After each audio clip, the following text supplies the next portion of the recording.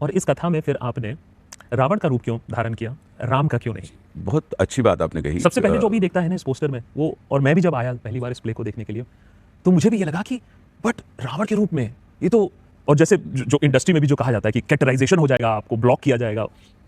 वैसी इसलिए भी चिंता नहीं हुई, और मेरा ये मानना है कि अगर परमात्मा श्री राम के मूल स्वरूप का दर्शन करना है तो आपको रावण की दृष्टि से देखना चाहिए। क्योंकि क्या होता है कि जहाँ मित्रता होती है तो मित्रता में कभी कभी हमें व्यक्ति का पूरा जिसको कहना चाहिए कि 360 डिग्री का पूरा ऑर्बिट उसका दिखाई नहीं देता। लेकिन जब हम शत्रु भाव से किसी को देखते हैं तो निश्चित रूप से आप उसके समग्र व्यक्तित्व को पूरा का पूरा आप देखते हैं, उसको अप्रिशिएट करते हैं, उसको एक्नॉलेज करते हैं, उसको एक्सेप्ट करते हैं।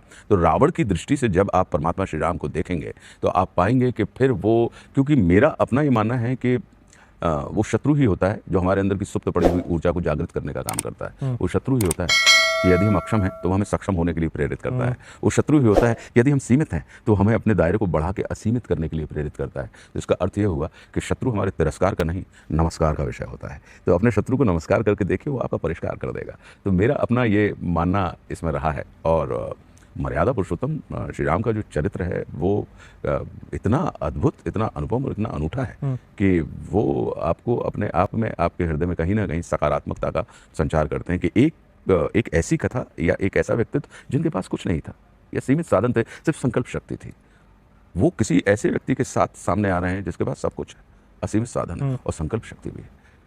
तो साधन वर्सेस साधना की जो लड़ाई है कि रावण यदि साधन वाला है, साधन युक्त है, तो राम साधना युक्त है।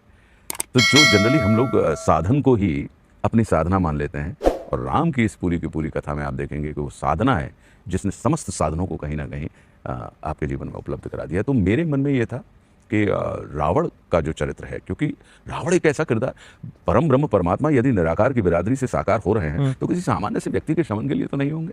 तो कहीं ना कहीं उसका जो रावण का चरित्र होगा वो कितना विलक्षण और कितना विराट होगा कि जिसने देवादिदेव महादेव को भी सिद्ध किया हुआ है। दुनिया के पास एक सर होते हैं, उसके पास 10 सर हैं। दुनिया के पास एक बाह, 2 बाहें होती हैं, उसके पास 20 हो जाए हैं।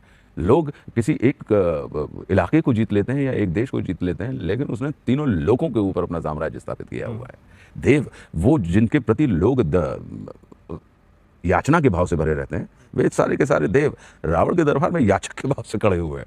तो अगर कोई एक ऐसे व्यक्तित्व के लिए परमात्मा श्री राम जो विष्णु अवतार हैं और राम के रूप में नरावतार में वो आते हैं और बताते हैं कि ये जो यात्रा है जीवन की, इस जीवन की यात्रा में यदि आपका उद्देश्य, आपका संकल्प और आपका अभ्यास, आपकी साधना के प्रति आपकी निष्ठा है, तो निश्चित रूप से आप कितनी ही बड़ी से बड़ी शक्तियाँ क्यों ना आपके विरुद्ध में खड़ी हुई हों, तो आप उनका शमन कर सकते हैं, उनका सामना कर सकते हैं।